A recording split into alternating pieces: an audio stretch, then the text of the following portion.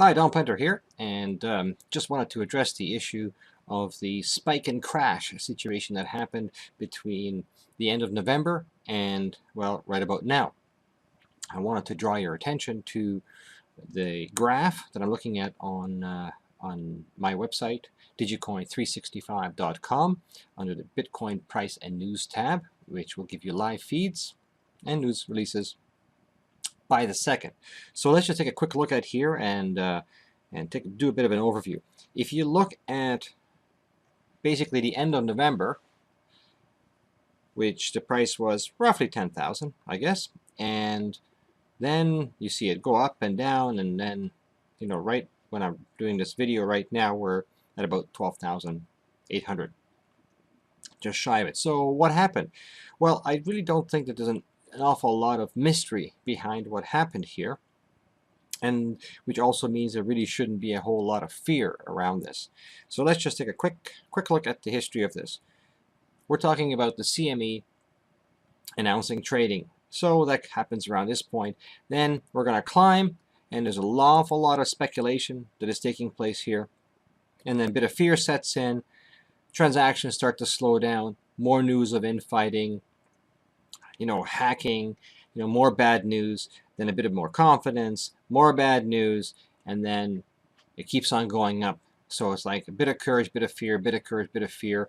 But basically, from this point forward, at the end of November, just pure, unadulterated greed set in for an opportunity at taking massive profits out of the market. And that's basically what happened over here, because there was a predetermined expectation to reach the $20,000 mark in the marketplace, which was, by the way, the number that was set in innumerable portfolios and psyches in their minds to start dumping the coin and take some cash out.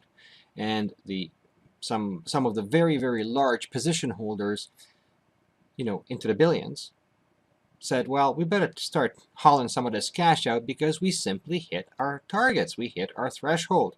So let's not be surprised, folks, that this is crashing. But crash is really not the right word. What's happening here is this entire position between the 10th, between the end of November and now is basically neutralizing it and going back to a situation where prior to the end of November, there was a normal price increase and price valuation increase based on the consistently increasing adoption level rates of the underlying Bitcoin thing. I'm still going to call it a thing until we know exactly how it's ultimately going to behave as a currency or an asset or whatever it's going to be. So this is just as an anomalous period. And in this period, a handful of people became enormously rich. And a handful of people, unfortunately, didn't fare so well on the takeout. But I suspect that we're going to see more of this. In my mind, or my view, in any case, is that we are going to return to a normalized position of relative price increases based on true market values and adoptions that are in line with the adoption rate, the technological infrastructure that's supporting it, and commensurate with the size of the transactions and with the cost of the actual transaction fees and processing. So the bugs are getting worked out.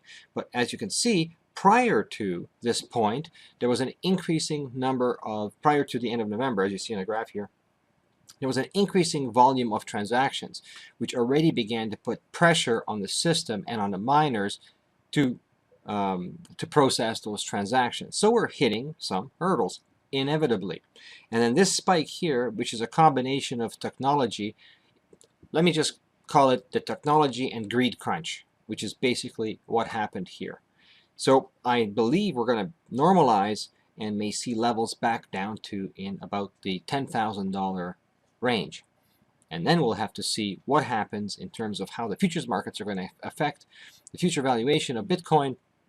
And that will be partially determined by how much of the large position holders will maintain significant positions in the futures market to back the trades.